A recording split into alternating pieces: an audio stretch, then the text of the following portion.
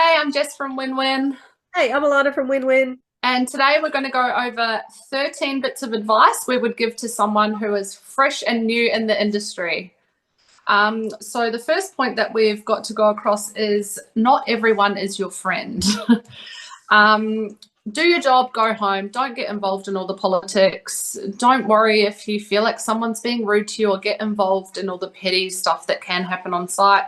Not every site and not every crew has any of that drama going on, but there's generally some form of like the purple circle and some type of gossip or stuff going on site. So just stay out of it. Go to work, hang with you'll have your work friends that are actually your friends, hang with them, keep in touch with your family and friends that aren't on site, and just ignore it all and stay out of it. I guess in saying that, like if it's bullying or harassment, it's getting to that level, obviously talk to someone about it and make sure you follow the appropriate channels for that. But generally it's just kind of harmless crap. Just stay out of it. Yeah, agreed. All right, number two is, and this is only if you have the capacity to do it, and like, AKA you're permanent.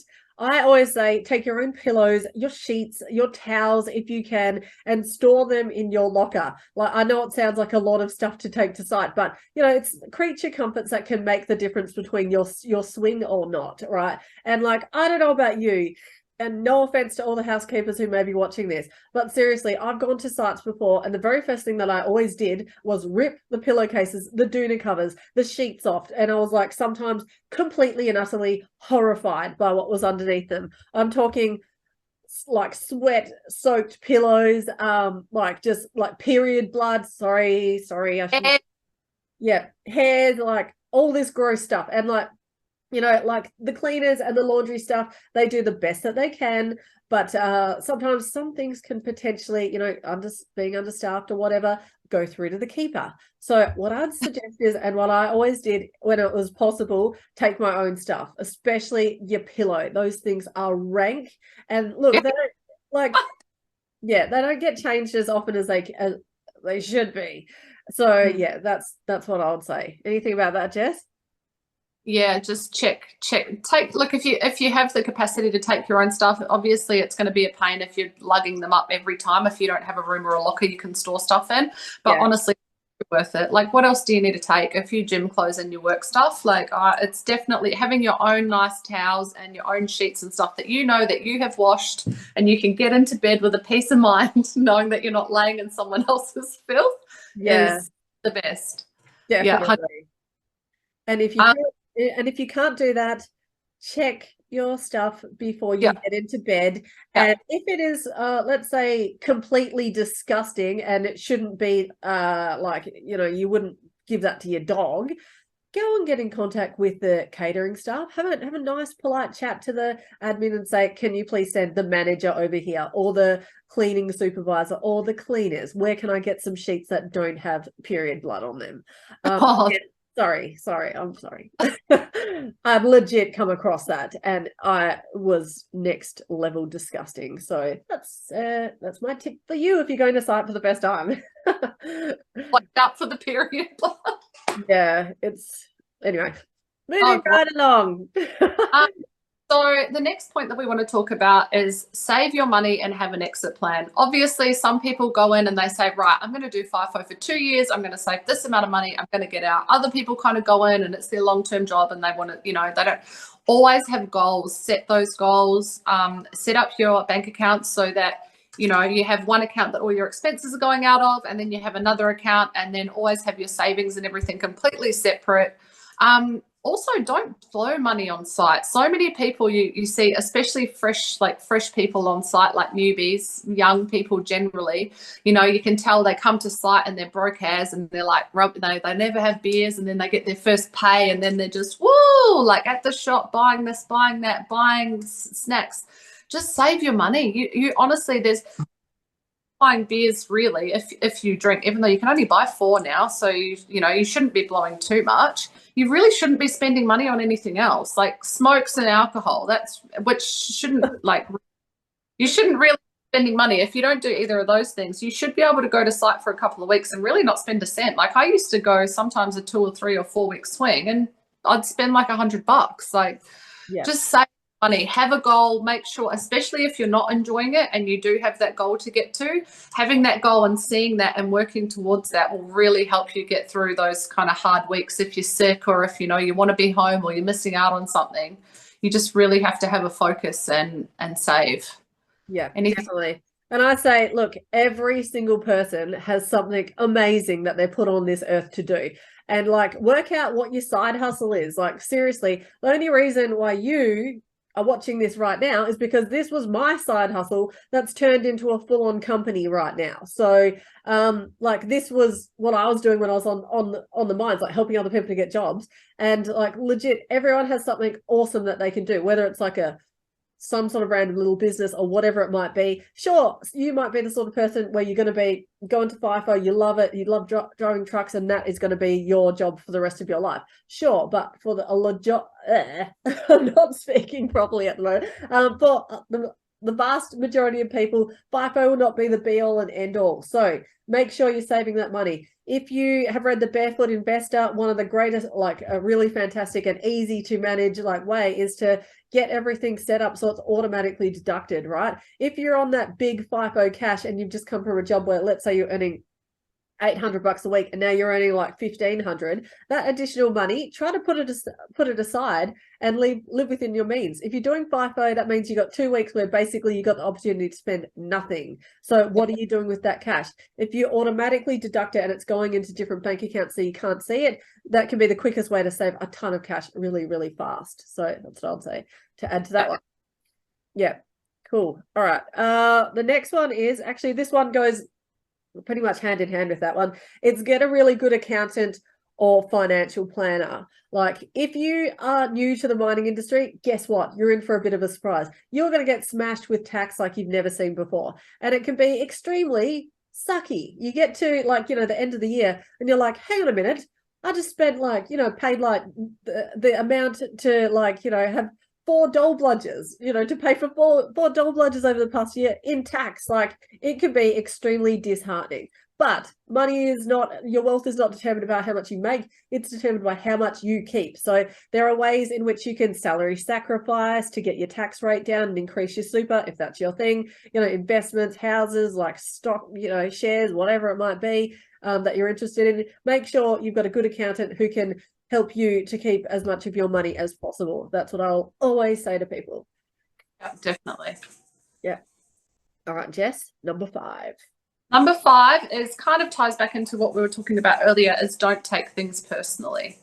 You'll be dealing with a ton of different people from all different types of backgrounds, and it can be easy when you're away and in that isolated kind of work environment to get involved in all of that type of drama. But just stay out of it. Be polite to people, obviously. Be nice to people, you know, talk shit with your friends and debrief after work and have a laugh. But just stay out of it and try and get along with anyone. It makes life so much easier. Like, taking things personally and getting involved in little petty squabbles with people at work is not only unprofessional, it's also just shit. No one wants to be around it. It's not a good environment. It's not good, like, energy wise, it's horrible. And again, in saying that, if it is kind of escalating and you are actually bullied or harassed or really, you know, made to feel horrible on site, or, you know, then you do need to talk to someone about it and get some help and get some advice, and do take that further, definitely. But, you know, when you have people like, oh, I think this guy was rude to me, and then they're making full on like HR complaints about someone because someone just, you don't like the way someone said something, like, just calm down. Just get along with everybody. It's so much easier. Yeah. I always found, like, and for anyone who's done FIFO, you'll probably find the same thing. Like, I always found it was like a fishbowl, right? You just kind of, you're stuck in this little world, especially if you're doing like long 4-in-1 swings, where you just like think, like, mull over things. You're just like, yeah, somebody said this to me in this way, and I'm just like, oh my God, is this what they meant? Blah, blah, blah, blah. You know what I mean? And it can just completely get blown out of proportion. Like, people communicate differently. You're dealing with a ton of different people who you never would have potentially dealt with before. So 100%, like, try not to take like stuff to heart. And like, there is that line though. So bullying and harassment, You don't need to take that shit. Don't take any shit from anyone if you're on site, right? Do it, follow the correct chain of command. If there's somebody being a dick to you, pardon my French, go and have a chat to your supervisor or whoever it may be and get it resolved in an amicable way. If not, and let's say if it just keeps happening and that environment is just toxic and you find it's not for you, it's not for you. Like, move on. Seriously, that easy. And there will be people like that. There will be certain people on certain sites that are just like the Karens of the site that just dig at people and just horrible people. You're going to meet horrible people anywhere, but when you're on site, it is a fishbowl. You do take it a lot more personally and seriously. So definitely don't take it. But if it's that bad, and not really much you can do about it, then just move on, do something else, or move to another crew, or move to another site. Yeah, hard out. All right, Jess, what's the next one? Uniforms. Get as many uniforms as possible. Alana, point. Get as many socks, take extra of everything. You want to be, I always used to think, you want to be able to work 5 days without having to do any washing. I used to ideally a week, depending on how many bags you're allowed to take up with you. But you want to be able to go a full week without having to wash if you don't need to. If you're tired, if you're sick, if I don't know, you're hungover, like you don't want to do washing. You're working overtime, things happen. You just want to be able to take as much as you can, and you want to be comfortable. You don't want to have to wear something dirty or have to be washing at 8 o'clock at night because you've forgotten. It's horrible. It's the worst. Yeah, definitely. And if you're on site and you happen to go to do your washing and there's somebody's washing there, make sure you do the right thing and put that into the dryer for that person. And I know some people will be like, but I don't want my clothes dried, blah, blah, blah. But you don't want to be that person where you just chuck it all over the room. It's really, really rude. That can basically ruin a person's day right then and there. So do the right thing. And my hack for washing was I'd like to do it. I always did it at a time when it was quiet, first thing in the morning, right? Because I'd wake up psychotically early. So when it went to drying them, I would actually then, because if there was nobody else in there, I would split all my washing into different dryers. And then bang, 10 minutes later, everything is done. You come back, it's all dried. So if that's an option for you, potentially maybe think about that one. Yeah, definitely. I used to do mine early in the morning too, but then hang it outside my room. And then I just knew if I forgot about it or nothing happened, then I just knew that it was there when I got home if I didn't manage to put it away before I went to work. But definitely have some etiquette about you using the washing machines and dryers. Yeah, definitely. People are so rude. Hanging it outside your room is all good until the old panty stealer comes around, which is a real thing. If you're that person, don't do it. No. Weird.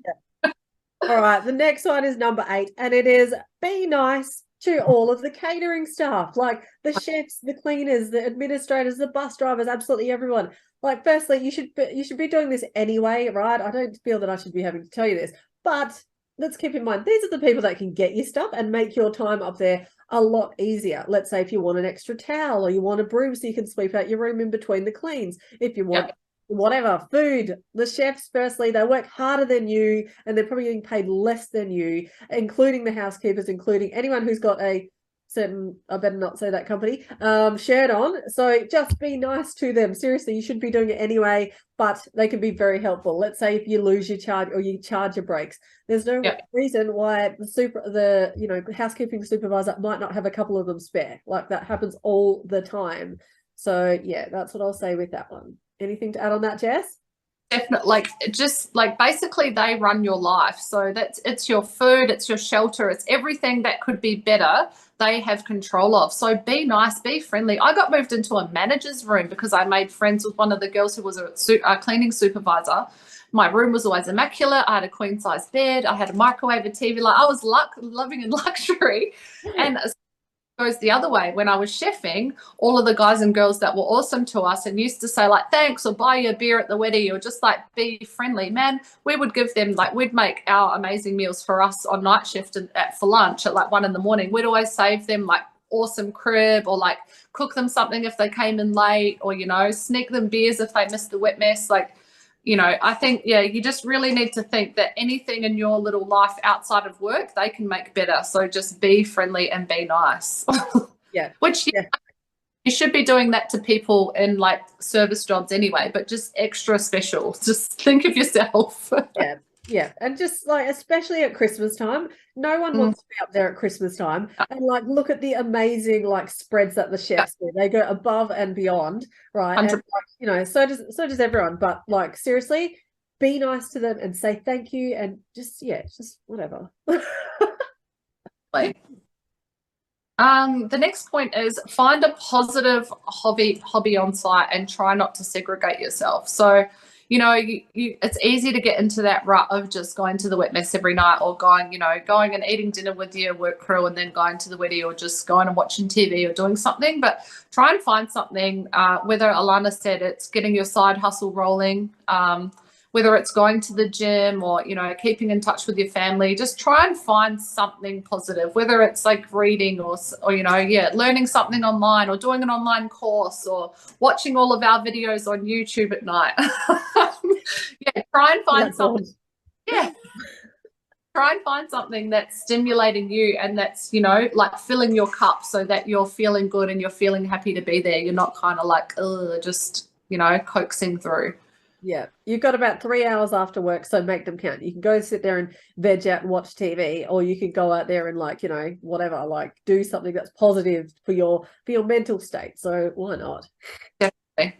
And the next one is network. Seriously, networking is the best way to get another job. If you're in the catering companies, like, and firstly, this comes into, again, instead of, you could, like, let's say, what do you do after work? You go there, you go to the wedding, you talk to your own crew about the same work things that happen throughout the day, or you could go meet other people, talk to them. Hey, what do you do? Blah, blah, blah. If you're anything like me, you're probably a bit nosy anyway, and you're probably like going, oh, what other awesome jobs are on site right now?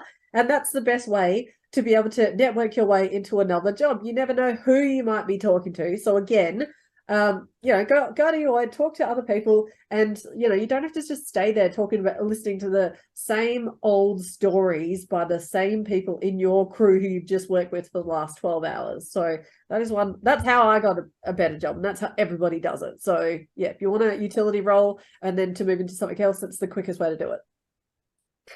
Yeah, I totally agree. I was the same as you. I was always like meeting people and chatting to people and kind of chatting to everyone. I ended up meeting he was actually the GM for BHP on one of our sites, and I ended up getting an awesome job. And yeah, it was like great. Like, and I never would have thought it. Like, he was just drinking with the boys. Like, I never would have known who he was. But yeah, you just never ever know who you're going to meet. And a lot of the bosses, especially when you're FIFO, you won't know that they're a boss at all. So just get out there, network, talk to people about what jobs they do and who they are and how long they've worked there, and just be nosy and chat and get to know people. And you'd be surprising that the connections and the opportunities that will come up if you just get out there and ask. Definitely, 100%. Yeah. The next point is try not to fuck up. Even though, you know, this industry is massive in terms of the billions of dollars that it creates, it's actually really small and cliquey, and kind of everyone knows everyone. And we get the question all the time, oh, I can't get flights to this side, or this company won't fly me anymore, and I don't know why. No one will tell me, and what's happened? Have I been blacklisted? Well, unofficially, yeah, you have. Yeah. You've done something, probably usually pretty bad. Sometimes it not as bad. Some people might be drunk and, you know, cause a scene at the wedding, or other people it may be like a harassment or a stalking type situation. It could be something really serious, but it can be a lot more minor. And I think people think maybe it's not as big of an issue, but it is a really small industry and everyone does know everyone. So just head down, don't do stupid stuff at work, don't get too drunk, even though there's not really the opportunity to anymore, but just stay in your lane. There's a way. Yeah. Yeah, no, 100%. Everyone knows each other, and there's a high chance before you even get to site, somebody would have seen you if you've been in the industry at all, and just be like, oh, and knew why you were fired from the last site. Or the supervisor might go tell the crew before you actually get there, be like, well, this guy's come from here and he's done this and blah, blah, blah. So yeah, try to just not, you know what I mean, not fuck up. Yeah. The next one for me, I found this one was a real one that took me a while to for me to really take seriously. And it's love the safety aspect of everything. Like, not only is safety there to keep you safe and make sure that you go home and you're safe, like, you know, for your family and blah, blah, blah, but also, right, safety is awesome. It's the perfect time to have a bit of a bludge, to be honest. Like, okay, sitting there writing out a JHA or whatever, right, utilize that time to not only write out the JHA and take in the information, but you get to sit down and chill out for a while, right? Take fives. This is one where I was like, I'm doing the same thing for the whole swing. Can't I just write from the 1st till the 31st and like use this one for every single like day? Take fives. I used to work with this guy. He used to do about, I don't know, 12 take fives a day. And I was like, this guy, like, what the hell is he doing? Like, what a nerd, blah, blah, blah. But who's the dumb one, right? We get out of the truck and I go start working and he's sitting there in the aircon sipping his water, doing a take five for 5 minutes, right? Take fives are awesome. It's the perfect opportunity for you to chill out for 5 minutes, have a drink, have your smoke. And if anyone comes and says anything to you, you're doing your safety take five. So piss off. So yeah, but no, seriously, in all like seriousness, it is for, you know, you see a lot of stuff going on at the moment. There's been fatalities and it can be the difference between you going home to your family or not. So learn to love the safety aspect of being on the mine site, because there are a lot of industries where they don't have that. And sometimes you might think, oh yeah, overkill, whatever, but it's actually there for a reason. So yeah, that's my word on that one. Yeah, I totally agree. Like you could die. Like, just would you rather sit there and do a take five, or would you rather something went wrong and you didn't go home? Like, honestly, it's that if you keep it that simple in your head, and like Alana said, a minute, like kick back for actually 5 or 10 minutes and do a couple and just take. But you do have to wrap your head around enjoying that side of it, because so many, you hear it all the time. People get so frustrated with, oh, safety this, safety that. It's such bullshit. It's actually not. It's there for a reason.